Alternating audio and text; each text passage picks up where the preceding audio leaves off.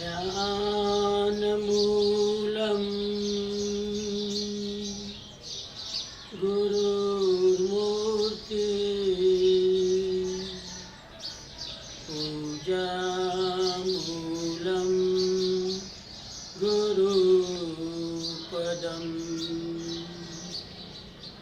मंत्रमूलं गुरुर्वाक्यं मोक्षमूलं गुरुकृपा मोक्षमूलं गुरुकृपा।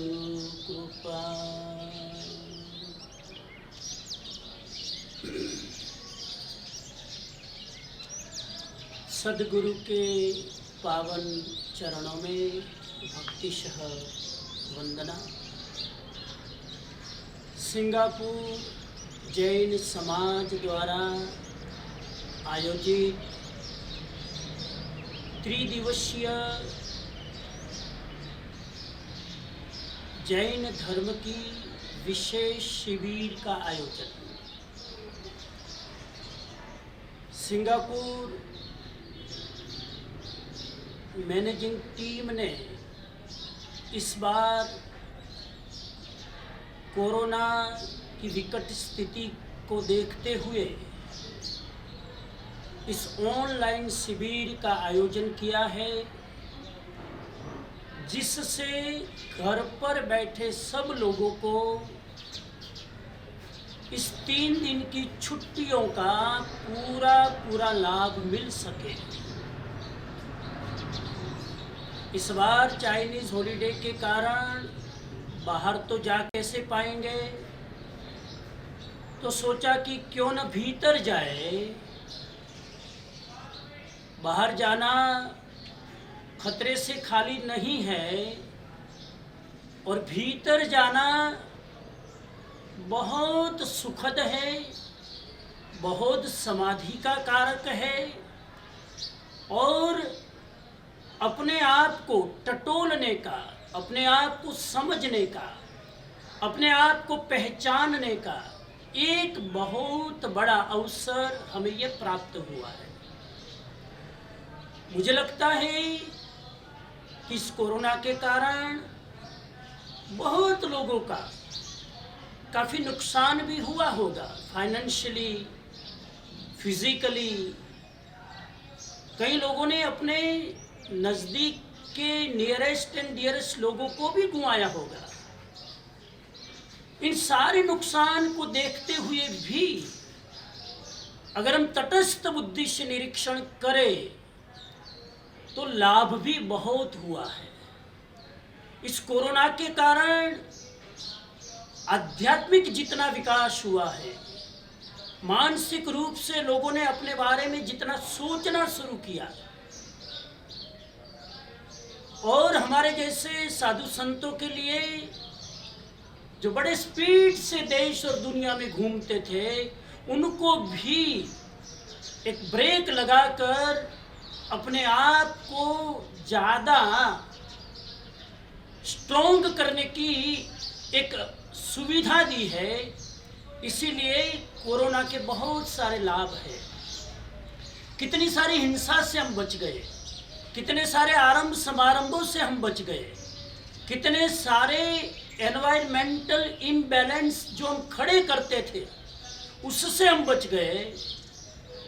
और कोरोना ने हमें ये भी सिखा दिया कि घर में रहकर भी धर्म आराधना की जा सकती है, घर में रहकर भी जॉब किया जा सकता है, घर में रहकर भी हर काम किया जा सकता है, एक छोटे से अपार्टमेंट में रहकर भी दुनिया से कनेक्ट हुआ जा सकता है।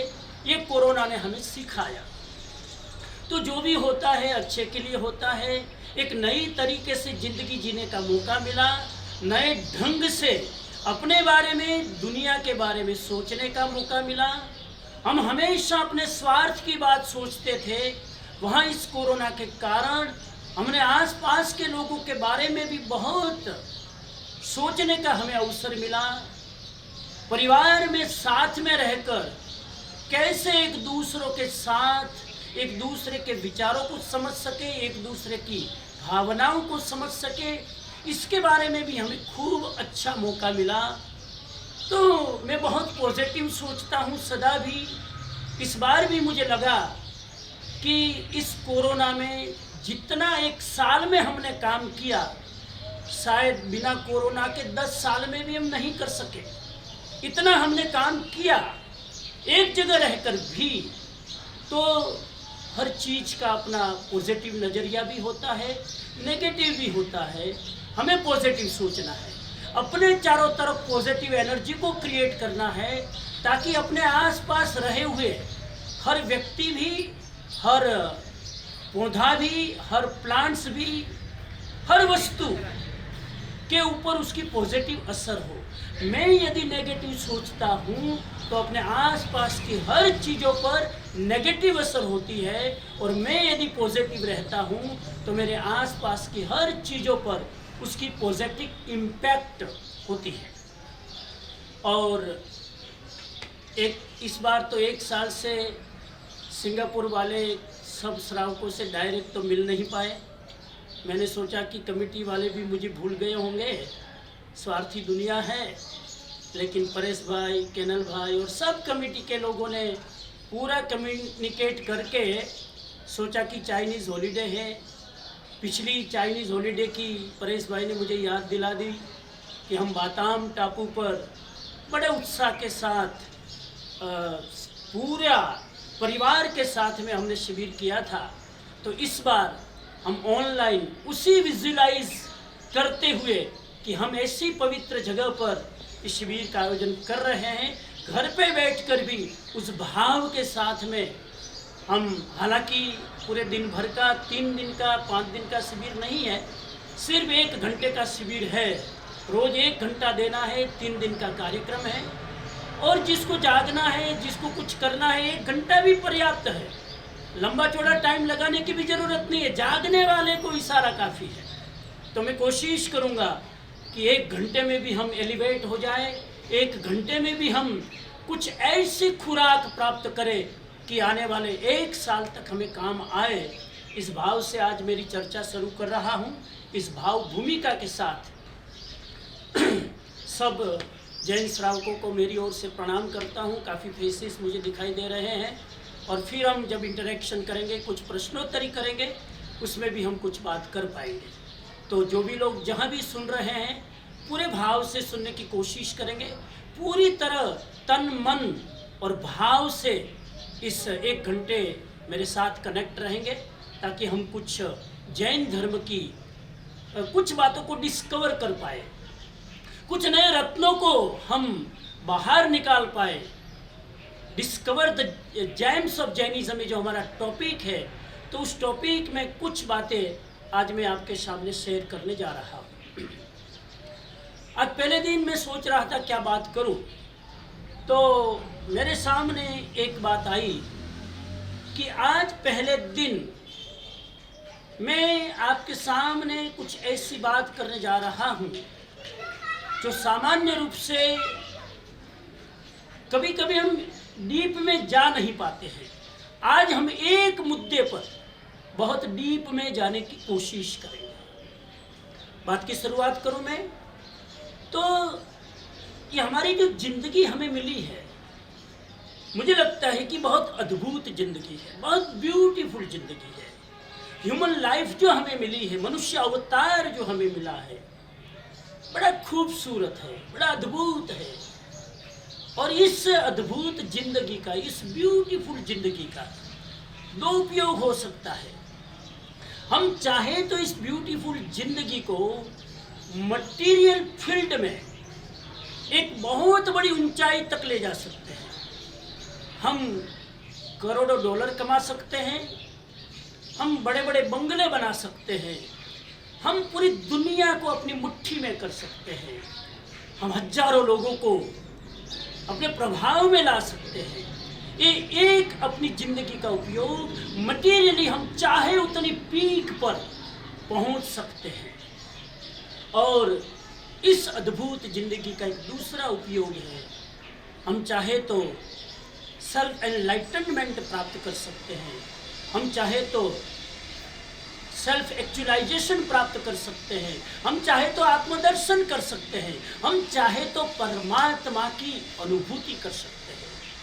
इतना हम चाहे तो केवल ज्ञान प्राप्त कर सकते हैं, हम चाहे तो सम्यक दर्शन पा सकते हैं। तो ये दोनों ऑपोजिट ट्रायंगल है, एक तरफ चाहे तो मटेरियल ऊंचाई, दूसरी तरफ चाहे तो आत्मिक ऊंचाई को हम प्राप्त कर सकते हैं।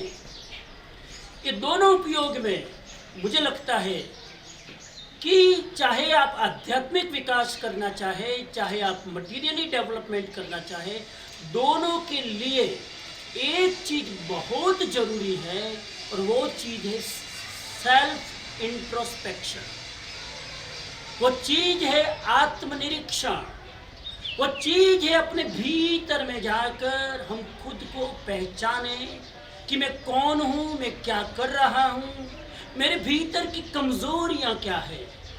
ये पहला मुद्दा है, आत्मनिरीक्षण, सेल्फ इंट्रोस्पेक्शन, सेल्फ एनालिसिस करना। कैसे करें सेल्फ एनालिसिस, किस प्रकार का एनालिसिस करने के लिए हमें कौन सी बात ध्यान में रखनी है। तो 2-3 बातें मैं निवेदन करूं। नंबर 1, अपना आत्मनिरीक्षण आदमी को इस तरह से करना चाहिए जैसे एक दुश्मन आपको देखता हो, एक शत्रु आप पर नजर रखता हो, उस तरह से आदमी को अपने पर नजर रखनी चाहिए। एक दुश्मन की तरह आदमी को अपने आप को देखना चाहिए। अगर आप शत्रु की तरह खुद को अपने आप को देख सकते हैं तो मुझे लगता है कि आप अपना सबसे बड़ा मित्र बन सकते हैं। यदि आपको अपना सबसे बड़ा मित्र बनना है तो दुश्मन की तरह अपने आप को देखने की कोशिश करें। दुश्मन बड़ा क्रिटिकली देखता है, दुश्मन आपको करुणा से, आपको दया से, आपको हमदर्दी से नहीं देखता है। दुश्मन आपको बहुत क्रिटिकली, आपको आलोचक की दृष्टि से देखता है। उसी तरह व्यक्ति को अपने आप को एक आलोचक की दृष्टि से, एक न्यूट्रली, अपने भीतर क्या क्या खराबी है, अपने भीतर क्या क्या गंदगी है, उसको आदमी को देखना चाहिए, पहली बात। और दूसरी बात, जब तक आप सेल्फ इंट्रोस्पेक्शन नहीं करेंगे, जब तक व्यक्ति अपना आत्मनिरीक्षण नहीं करेंगे, तब तक कोई चांसेस नहीं है खुद को बदलने का। गहराई से समझना मित्रों, आप लाख तपश्चर्या कर लो, तपस्या करना अच्छी बात है। आप लाख स्वाध्याय कर लो, स्वाध्याय करना भी अच्छी बात है। आप घंटों बैठकर भगवान के सामने एकाग्र चित्त होकर माला गिनो। माला गिनना भी बहुत अच्छी बात है, आप करें। आप मास क्षमण की तपस्या करें, बहुत अच्छी बात है। ये सब कुछ करें, लेकिन इससे आप खुद को नहीं बदल सकते। तप करने वाला कर्म निर्जरा कर सकेगा, लेकिन खुद को भीतर से नहीं बदल सकता। अपनी कमजोरियों को तपस्या करने वाला नहीं निकाल सकता। घंटों तक स्वाध्याय करने वाला अपनी भीतर की कमजोरी को नहीं निकाल पाएगा। कारण यह है कि खुद की कमजोरियां जब तक दिखाई नहीं देगी, तपस्या करने से कैसे निकलेगी। खुद की कमजोरियों को मैं न्यूट्रली नहीं देखूंगा, कितना स्वाध्याय कर लूं, उससे मैं अपनी कमजोरियों को कैसे निकालूंगा। कमजोरियों को निकालने का पहला मंत्र है अपनी कमजोरियों को देखें, और देखने के लिए अंदर जाना पड़ेगा। आंख बंद करके ठंडे दिमाग से सोचना पड़ेगा, अंदर झांकना पड़ेगा। मेरे अंदर क्रोध कितना है, मेरे अंदर भय कितना है, मेरे अंदर लोभ कितना है, मेरे अंदर काम वासना कितनी है, मेरे अंदर ईर्ष्या कितनी, ये सब देखना पड़ेगा।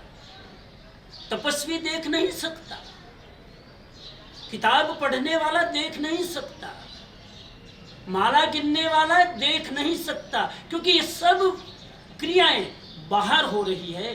भीतर देखना पड़ेगा तो आदमी अपनी कमजोरियों को देख सकता है। हमारे जैन आचार्य ने यहां तक कहा कि अपने भीतर की कमजोरियों को इस तरह से देखो कि देखते देखते आंखों में आंसू की धारा गिरने लगे। इतनी कठोर वृत्ति से अपने कमजोरियों को देखना चाहिए। मुझे लगता है कि बहुत बड़ी तपश्चर्या है, मानसिक क्षमण से भी बड़ी तपश्चर्या है। आंख बंद करके मैं अपनी कमजोरियों को देखूं। किस तरह से हम दूसरों की कमजोरियों को देख लेते हैं, सूक्ष्म से सूक्ष्म दूसरों की कमजोरियों को पकड़ लेते हैं, उस तरह से हमें अपनी कमजोरी को पकड़ना चाहिए। और संसार का अर्थ क्या है? आप सब लोग तो संसार में रहते हैं। अगर आपको कोई पूछे कि संसार का मतलब क्या, मैं अगर तटस्थ बुद्धि से जब आप लोगों की लाइफस्टाइल देखता हूँ, आप लोगों की भागम भाग और दौड़ भाग देखता हूँ, तो मुझे लगता है संसार का मतलब है चैन और बेचैनी के बीच में कसमकस, इसका नाम संसार। चैन और बेचैनी, इन दोनों के बीच में जब आदमी पिसता रहता है, इसका नाम है संसार। सैटरडे संडे आए तो चैन, और मंडे टू फ्राइडे आए तो बेचैनी। दिन में काम करने के लिए भागना पड़े तो बेचैनी, रात को नींद में सोने जाए तो चैन। कोई वीकेंड में अच्छी पिकनिक पर जाए, वेकेशन पर जाए तो चैन, और फिर घर पर आकर पेंडिंग काम को निपटाना पड़े तो बेचैनी। इस बेचैनी और चैन के बीच में आदमी की जिंदगी पिसती चली जाती है। इसी का नाम संसार है। और हर आदमी जब सुबह उठता है और सुबह उठने के बाद पहले सूरज की किरण इस धरती पर पड़ती है और आदमी अपनी जिंदगी शुरू करता है इस दुनिया की आपाधापी से लड़ने के लिए, इस दुनिया के चक्कर में अपने आप को एडजस्ट करने के लिए एक जिंदगी की यात्रा शुरू करता है। सुबह प्रकाश की पहली किरण पड़ती है और संसार के साथ युद्ध शुरू होता है। और इसीलिए सुबह उठने के पहले पहली किरण सूरज की मेरे पर गिरे उसके 1 घंटे पहले और शाम की संध्या की किरण जब छिप जाए उसके 1 घंटे बाद आदमी के लिए ये 2 घंटा बड़ा महत्व का है। सुबह सूरज उगने के 1 घंटे पहले का, क्योंकि सूरज उगने के बाद तो युद्ध चालू होगा, इसलिए सूरज उगने के 1 घंटा पहले आदमी को खुद को इतना मजबूत कर लेना चाहिए कि पूरे दिन का युद्ध अच्छी तरह खेल सके। और रात को 1 घंटा सोने के पहले आदमी को इस तरह से अपने आप को टटोल लेना चाहिए ताकि पूरी रात समाधि के साथ अच्छे संस्कारों को भावित करते हुए हम बिता सके। और जो लोग आध्यात्मिक है, धार्मिक है, थोड़ी आत्मा की समझ रखते हैं, थोड़े पूर्व जन्मों को जानते हैं, थोड़ा पुण्य पाप की समझ जिसको है, उसके लिए तो आत्मनिरीक्षण करना अत्यंत महत्व का है। एक आध्यात्मिक व्यक्ति को देखना चाहिए मेरे अंदर लोभ कितना है, मेरे अंदर लालच कितनी है, मेरे अंदर स्वार्थ कितना है, मेरे अंदर ईर्ष्या कितनी है, मेरे अंदर क्रोध कितना है, मेरे अंदर छोटी छोटी कमजोरियां, अपेक्षाएं कितनी हैं, आग्रह कितना है, ईगो कितना है। ये सब एक आध्यात्मिक व्यक्ति को तटस्थ वृत्ति से देखना चाहिए। और इसके लिए आज मैं एक एग्जाम्पल आपके सामने डीपली विस्तार से डिस्कवर करना चाहता हूं, और वो एग्जाम्पल है जैन परंपरा के उज्जवल नक्षत्र, एक परम पवित्र ऊंची आत्मा जिन्होंने हमारे जीवन के लिए बड़ा उपकार किया है। उस आत्मा का नाम है आचार्य श्री रत्नाकर सूरी जी। एक अद्भुत नाम, महावीर की पाठ परंपरा में एक उज्जवल नक्षत्र। फिर नाम में उच्चारित करूं, आचार्य श्री रत्नाकर सूरी जी महाराज। लगभग विक्रम की 1300वीं शताब्दी में उनका जन्म हुआ। और एक घटना है धंधुका, धोलका, अहमदाबाद के पास धोलका और धंधुका, उसके आसपास की ये घटना है। रत्नाकर सूरी महाराज साहिब की 4 विशेषता थी। बट टू द पॉइंट चले, समय की अपनी मर्यादा में। रत्नाकर सूरी महाराज की पहली विशेषता थी, सकल शास्त्रों के जानकार थे, शास्त्रों के पारंगत थे साहब। महावीर के 32 आगम को वो घूंट घूंट कर पी गए।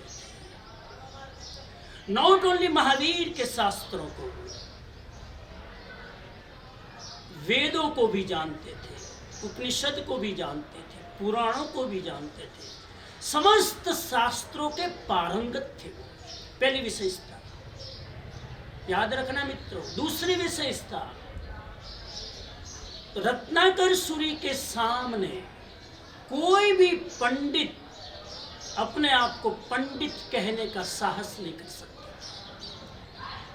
रत्नाकर सूरी के सामने खड़ा होना यानी सूरज को दीपक दिखाने जैसी बात। उनके सामने और कोई पंडित, कोई ज्ञानी, कोई मायना नहीं रखते थे, उसका कोई मूल्य नहीं था साहब। इतना ज्ञान का हिमालय था वो कि उसके सामने सारे पंडित फीके पड़ते थे। कोई पंडित अपना परिचय देते समय पंडित शब्द यूज नहीं करते थे। तीसरी विशेषता थी रत्नाकर सूरी जी की कि एक पद के, एक श्लोक के, एक गाथा के वो अनेक सुसंगत अर्थ कर लेते थे। कोई भी एक पद उनको शास्त्र का दे दो, महीनों तक उसके अर्थ कर सकते थे और सभी अर्थ पंडितों के द्वारा मान्य, सुसंगत अर्थ, कोई उसके अर्थ को नकार नहीं सकते। 6 महीने तक एक श्लोक का अर्थ करने का सामर्थ्य उसके पास था। तो ये विशिष्ट शक्ति थी, एक पद के अनेक अर्थ करने की शक्ति, विशिष्ट प्रतिभा थी। और चौथी महत्व की बात, पहली बात सकल शास्त्रों की पारंगत, दूसरी बात कोई पंडित उसके सामने पंडित कहलाने का साहस नहीं करता था, तीसरी विशेषता एक पद के अनेक सुसंगत अर्थ करने की विशिष्ट शक्ति, और चौथी महत्व की बात उस जमाने में धोलका धंधुका के जब उस नगर में राजा के द्वारा एक विरुद्ध दिया गया था अनेकार्थवादी का, अनेक अर्थ करने वाले ये वादी संत थे, इसके लिए नाम पड़ा अनेकार्थवादी रत्नाकर सूरी महाराज। अनेकार्थवादी याद रखना, अनेक अर्थ करने वाले, एक चीज के अनेक अर्थ करते थे। ये 4 उनकी विशेषताएं थी। और रत्नाकर सूरी जी का पुण्य इतना प्रबल था कि राजा और प्रजा दोनों के द्वारा खूब सम्मानित थे। इतना सम्मान उनको मिलता था कि भल भला आदमी भी, नम्र से नम्र आदमी भी सम्मान में अहंकारी बने बिना नहीं रहता। मुश्किलें ये खड़ी हुई, पुण्य तो प्रबल था लेकिन आत्मस्थिति शायद इतनी मजबूत नहीं थी। रत्नाकर सूरी जी महाराज को अहंकार आ गया, अभिमान आ गया, घमंड आ गया। मेरे जैसा कोई आचार्य शायद अभी वर्तमान में पूरे गुजरात में देखने को न मिले। तो मुश्किल यह थी कि जब इतना सम्मान प्रजा के द्वारा और राजा के द्वारा मिलने लगा, इस सम्मान में वो आपा भूल गए। और एक बार तो ऐसा हुआ, राजा ने खुलेआम ऑफर कर दिया पूज्य रत्नाकर सूरी महाराज को कि आपको मेरे वहां आने के लिए पैदल चलकर विहार करके आने की जरूरत नहीं है, मैं पालकी भेजूंगा और आप पालकी में विराज कर मेरे वहां आएंगे। जब राजा के द्वारा प्रजा के द्वारा मान सम्मान मिला तो आचार्य अपने आचार में शिथिल होने लगे, नियमों में बांध छोड़ करने लगे और चार मुश्किलें खड़ी हुई। पहली मुश्किल पालकी का उपयोग जो आचार्य को नहीं करना चाहिए, डोली का उपयोग। चार लोग अपने कांधे पर लेकर आचार्य महाराज को उपाश्रय से राज दरबार में ले जाते हैं और नित्य क्रम। तो पालकी का प्रयोग आचार्य को अब को करना कल्पता नहीं है, ये प्रयोग करना शुरू किया। पहली तकलीफ। दूसरी तकलीफ, अब जब एक मुश्किल, एक त्रुटि होती, एक आदमी भूल करता है तो फिर अनेक भूल करना शुरू होती है। दूसरी भूल ये शुरू हुई कि अब राजा के वहां जाने लगे तो स्वादिष्ट भोजन गोचरी में, रोज मिठाई, रोज काजू बादाम पिस्ता, रोज अखरोट, रोज मालपुआ तो ये, और आचार्य को तो जो सहज मिले उनके लिए बनाया हुआ खाना न मिले वो खाना खाएंगे ना। तो ये दूसरी प्रॉब्लम, रोज स्वादिष्ट आहार आचार्य को मिलने लगा। आचार्य की तीसरी प्रॉब्लम थी, अब राजा महाराजा के द्वारा जो सम्मानित, तो फिर कहना क्या। तीसरी प्रॉब्लम, कीमती वस्त्र साधु को ओराने लगे, बड़े बड़े कीमती वस्त्र जो गृहस्थ को भी कल्पना भी नहीं कर सकते, ऐसे कीमती वस्त्रों राजा के दरबार में ऑफर किए जाने लगे। और चौथी प्रॉब्लम कि जब वो पालकी में जाते थे तो रास्ते में सारे लोग रत्नाकर सूरी जी का जय जयकार करते। इतना नहीं, लोग मोती और माणिक की ऑफर करते, मोती और माणिक की मालाएं उनके चरणों में रखते और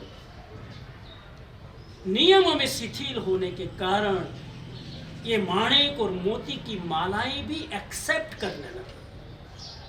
जो साधु तो अकिंचन होता है, परिग्रह का त्यागी होता है, लेकिन वो लेने लगे। तो ये चार मुश्किल याद रखना, राजा के द्वारा पालकी में आने जाने लगे, नंबर 1 स्वादिष्ट आहार करने लगे, नंबर 2 उत्तम कीमती वस्त्र पहनने लगे, नंबर 3 और मोती माणिक की भेंट समाज के द्वारा स्वीकार करने लगे। ये चौथी मुश्किल है। तो ये चार मुश्किलें खड़ी हुई और अब रोज का क्रम, रोज इस तरह से आने जाने लगे। तो एक बार जब पालकी में वो राज दरबार में जा रहे थे तो रास्ते में उन्होंने देखा एक श्रावक। वो श्रावक भी धोलका धंधुका के आसपास में रहने वाला और घी का व्यापारी, घी का बिजनेस करता था और घी का कुंडला, जिसको गाडवा बोलते हैं, अपने गुजराती में गाडवा बोले, घीना कुंडला लईने ये धंधो करतो, बेचतो। तो घी के कुंडला बेचने के कारण उसका नाम पड़ गया कुंडलिया श्रावक। याद रखना, श्रावक का नाम कुंडलिया श्रावक। वो कुंडलिया श्रावक जन्म से जैन नहीं था, लेकिन जैन धर्म के प्रति आस्था रखता था। इतना ज्ञानी था वो, शास्त्रों का वो भी पारंगत था, वो भी संस्कृत जानता था, प्राकृत जानता था, 12 व्रत जानता था, जैन दर्शन का अभ्यासी था। वो एक बार वहां से निकल रहा था। अब सुनिएगा जरा, बहुत मूल मुद्दे पर मैं जा रहा हूं। वो जब वहां से निकल रहे थे तो सामने से पालकी पर आचार्य श्री रत्नाकर सूरी जी जय जयकार के नारे के साथ में राज दरबार में जा रहे थे। इस श्रावक ने सोचा, कुंडलिया श्रावक ने, आचार्य महाराज जैन धर्म के इतने बड़े आचार्य, पंच महाव्रतधारी, अकिंचन अपरिग्रही, और पालकी के ऊपर जय जयकार के नारों के साथ हीरे और रत्नों की बौछार उड़ रही है। सोचा कि आचार्य अपने मूल साधुपने से भटक रहे, उसको रास्ते पर लाना चाहिए। लेकिन छोटे मुंह बड़ी बात, मैं कैसे लाऊं रास्ते पर? मैं तो छोटा श्रावक, में क्या कर सकता हूं? उस कुंडलिया श्रावक की विशेषता थी कि कुंडलिया श्रावक साधु को पिता समान मानते थे। कुंडलिया श्रावक साधु अगर समान उम्र के हो तो मित्र के समान मानते थे। साधु अगर छोटा है तो साधु को पुत्रवत मानते थे। साधु के प्रति एक दिल में पवित्र भाव था, और कोई साधु रास्ते से भटक जाए तो कुंडलिया श्रावक सहन नहीं कर सकता था। तो सोचा कि क्या करूं, कैसे उसको रास्ते पर लाऊं। तो रास्ते पर लाने के लिए उन्होंने एक तरकीब खोजी।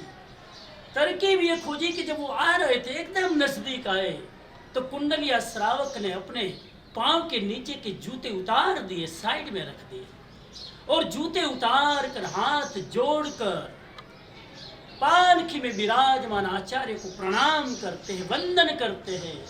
और वंदन करते हुए कहते हैं अपनी शास्त्रों की भाषा में, गोयम सोयम जम्बू पभो सिज्जम भवो आयरिया अन्नेवी जुगप होना तुह दिठे सव्वेवी ते दिठा, तुह दिठे सव्वेवी ते दिठा।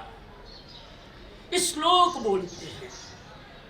अब सिंगापुर में रहने वाले को इसका अर्थ क्या पता तो मैं थोड़ा अर्थ करूं, बड़ा गहरा।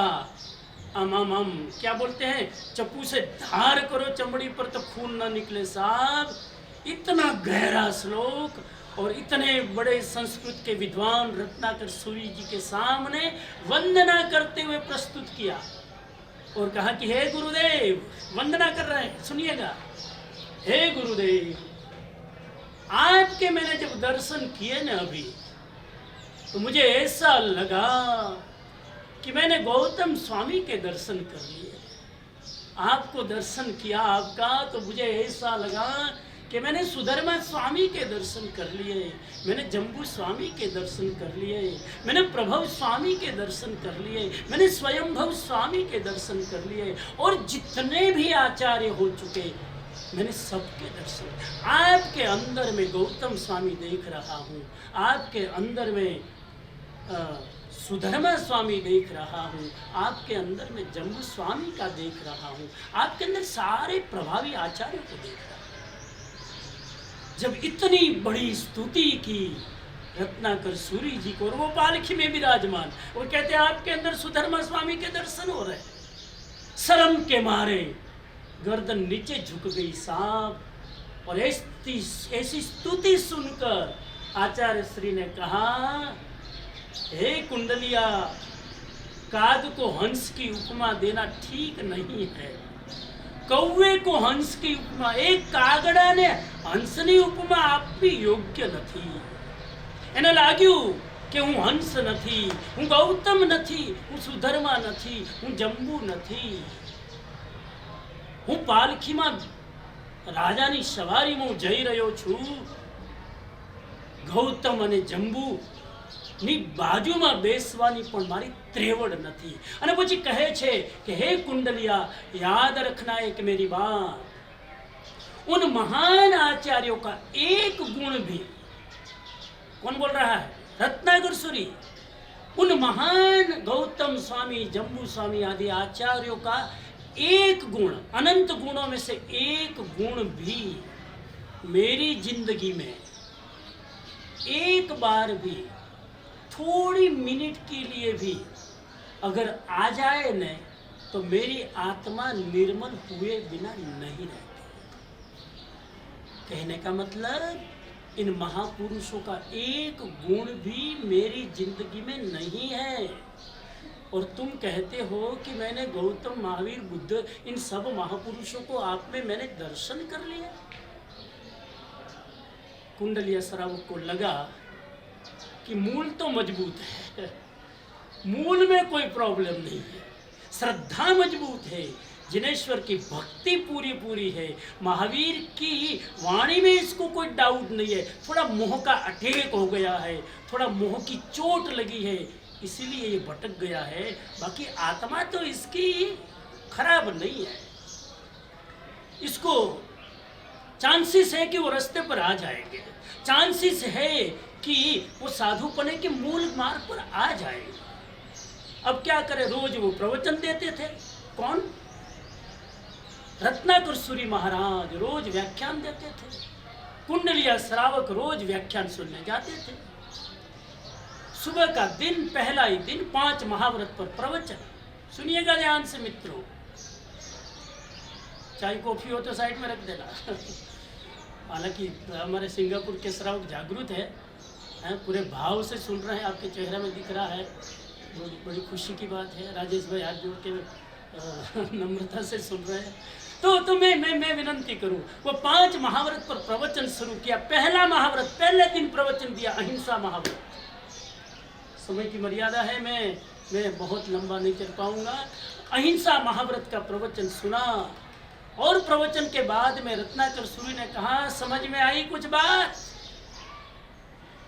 कुंडलिया ने कहा, हाँ बाप जी, आपकी पूरी बात समझ में आ गई, धन्यवाद, आपकी वाणी धन्य हो, धन्य हो। दूसरे दिन सत्य पर प्रवचन दिया। फिर प्रवचन के बाद रत्नाकर सूरी ने कहा, कुंडलिया समझ में आया सत्य महाव्रत? हाँ गुरु महाराज, सत्य महाव्रत बिल्कुल समझ में आ गया, थैंक यू, खूब खूब धन्य हो आपकी वाणी। फिर तीसरे दिन आचौर्य पर प्रवचन दिया, समझ में आ गया जी महाराज, अच्छी तरह, पूरा गले में घूंट उतर गए। चौथे दिन ब्रह्मचर्य की बात कही, समझ गया महाराज, बहुत अच्छी बात, क्या आपका ज्ञान, क्या आपकी श्रुतवाणी। 5वें दिन जब अपरिग्रह पर प्रवचन दिया, और प्रवचन देने के बाद में जब वो अपने कमरे में विराजते हैं, कुंडलिया श्रावक ने कहा, थोड़ी देर आपकी उपासना कर सकता हूं? अरे करो करो श्रावक साहब। और कहा कि एक प्रश्न का मुझे जवाब दे सकते हो? क्या प्रश्न, बोलिए। और तब कहते हैं कि कुंडलिया श्रावक उपदेश माला ग्रंथ, एक ग्रंथ का नाम है उपदेश माला ग्रंथ की एक गाथा का अर्थ पूछते हैं, एक श्लोक का अर्थ पूछते हैं, और पूछते हैं कि हे गुरु महाराज, एक श्लोक का मुझे अर्थ समझ में नहीं आ रहा, अब समझाओ। वो श्लोक क्या था? दोषसय मूलजालम पूर्व ऋषि विवज्जियम जयवंतम अत्थम वहसी अनत्थम कीस अनत्थम तव चरसी। हे गुरु महाराज, ये उपदेश माला ग्रंथ की एक गाथा है, इसका अर्थ मुझे समझाओ। अब एक श्लोक के अनेक अर्थ करने का जिसका सामर्थ्य था, धड़ाधड़ अर्थ करने लगे। ऐसा अर्थ किया और कुंडलिया को पूछा, समझ में आया? कुंडलिया श्रावक ने कहा, गुरु महाराज समझ में नहीं आया हो, समझ में, क्षमा करना, आप बड़े ज्ञानी हो, एक श्लोक के बहुत गहरे अर्थ कर लेते, लेकिन आपने जो आज कुछ बोला ने अर्थ, मुझे गले नहीं पड़ा, समझ में नहीं आया। कहा कि कल आना, फिर कल समझाऊंगा। फिर दूसरे दिन व्याख्यान के बाद रोज का क्रम, फिर दूसरे दिन कहा, गुरु महाराज वो कल के श्लोक का अर्थ। दूसरे दिन अनेक अर्थ करने वाले का सामर्थ्य देखो साहब, दूसरे दिन दूसरा अर्थ किया उसी श्लोक का। पूछा समझ में आया? गुरु महाराज नहीं आया समझ में। तीसरे दिन फिर तीसरा अर्थ किया, लंबी बात न करूं। साहब कहते हैं कि 6 महीने तक ये डायलॉग चला, रोज नया अर्थ, एक श्लोक का 6 महीने तक, और हर अर्थ हर पंडित को मान्य। ऐसा नहीं कि हवा में फेंकने वाला अर्थ। कोई संस्कृत का ज्ञानी हो तो कहेगा बिल्कुल ही अर्थ सही। 6 महीने तक अर्थ करते गए, एक भी अर्थ को कोई इग्नोर नहीं कर सकता। लेकिन कुंडलिया कहता है समझ में नहीं आया। 6 महीने के बाद कुंडलिया ने कहा, प्रभु मैं तो संसारी ठहरा, घी का धंधा करता हूँ, 6 महीना अटक गया, अब घर पे खाने को रोटी नहीं है, मैं जाऊँ धंधा करूँ, लेकिन आपसे मुझे ये अपेक्षा नहीं थी कि आप इसका सही अर्थ न कर पाओ। मुझे थोड़ा अंदर दर्द हो रहा है कि मैं जो अर्थ जानना चाहता था, आपके मुख से वो अर्थ नहीं हुआ। कोई बात नहीं। आचार्य ने कहा एक रात वो रुक जा, कल मैं उसका सही अर्थ करूंगा। एक रात रुक जा। कहते कि कुंडलिया रात को रुक गए, कोई बात नहीं, 6 महीना एक रात उपवास कर लेंगे घर पे, लेकिन अर्थ अगर आप करने के लिए तैयार है तो मैं एक रात और रुक जाता हूँ। रुक गए। अब सुनिएगा साहब, एक रात का अवसर मिला। रत्नाकर सूरी जी आंख बंद करके रात्रि प्रतिक्रमण करने के बाद में सोचने लगे कि 6 महीने तक मैंने अर्थ किया, इस श्रावक को समझ में नहीं आ रहा है। मेरा बाप निकला, सवाया निकला, और अंदर में तो वो जानते थे रत्नाकर जी कि इसका मूल अर्थ क्या है। ज्ञानी तो समझता ही था कि इसका मूल अर्थ क्या, उनको मालूम था, लेकिन क्यों नहीं करते थे? मूल अर्थ इसलिए नहीं करते थे कि अपनी पोल निकल जाए। अब मूल अर्थ क्या है वो मैं आपको बता दूं, जो रत्नाकर सूरी ने बताया। और मूल अर्थ बताने के पहले रात को आत्मनिरीक्षण करके अपनी अंदर की त्रुटियां देखी साहब। एक आचार्य भी भीतर झांकता है तो अंदर कितना कचरा पड़ा है। आचार्य की प्रॉब्लम क्या थी? उसको रत्नों का और मोतियों की माला का बड़ा मोह था। जो देते थे ना वो छुपा के रख लेते थे।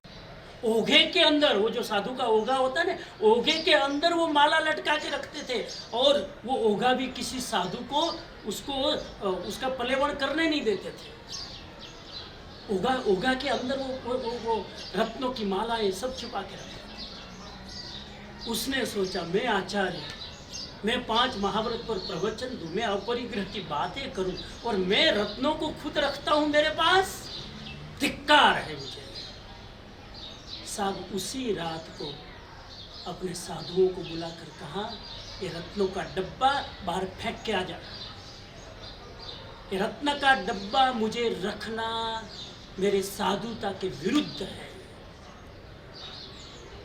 दीक्षा ली तब से रत्नों का शौकीन वो साधु सब, देखो एक छोटी सी कमजोरी भी साधुता खत्म कर देते हैं। और एक साधु को बुलाकर रत्नों का डब्बा फेंक दिया।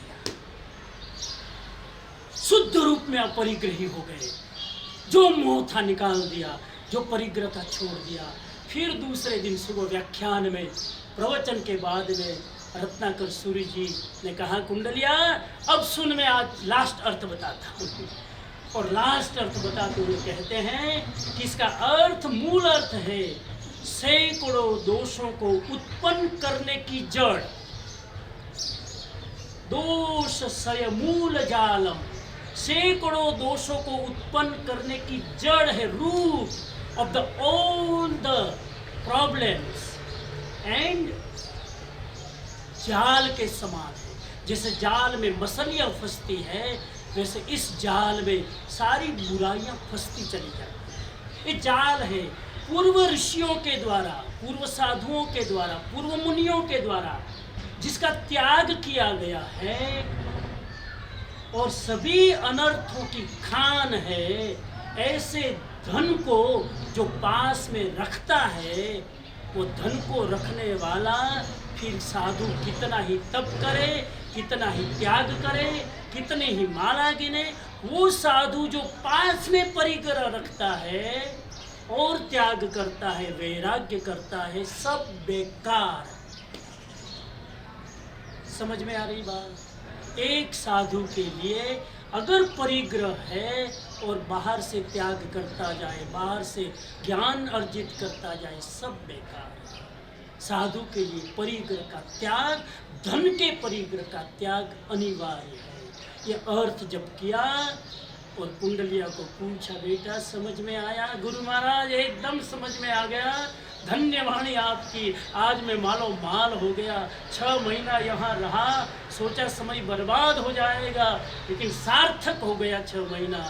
अंदर में जानते थे रत्नाकर सूरी ये मुझे जगाने आया है, ये मेरा उपकारी है, ये मेरे माँ बाप के समान है।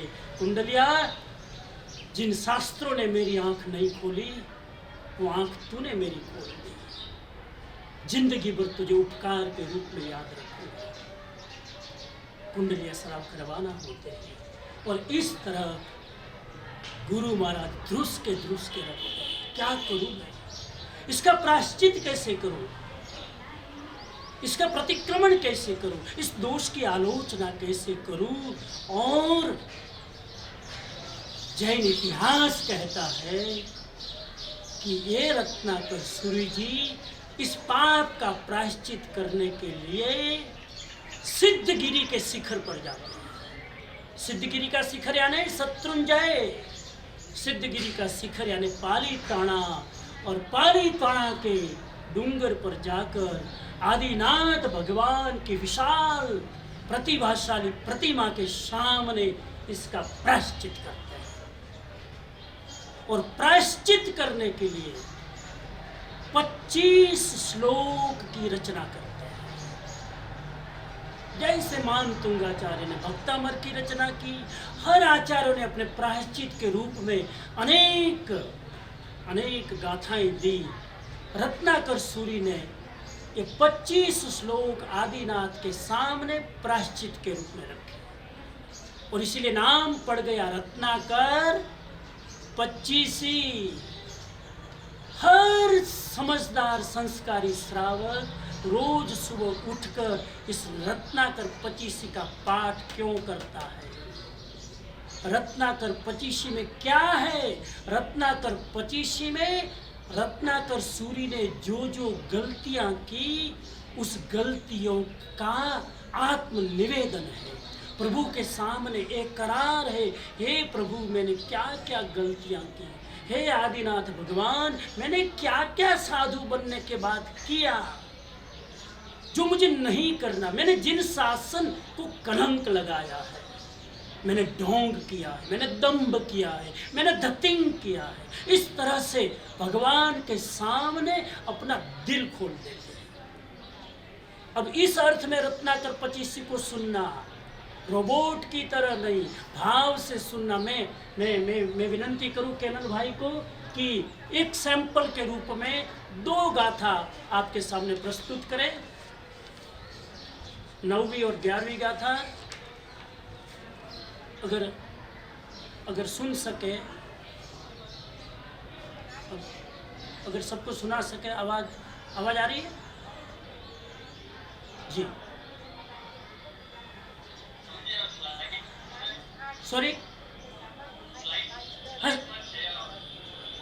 ओ वर्ड में छे, ओके ओके, मुझे अच्छा उसको प्ले नहीं कर सकते ना? हाँ सॉरी, उसको प्ले कर सकते हैं? प्ले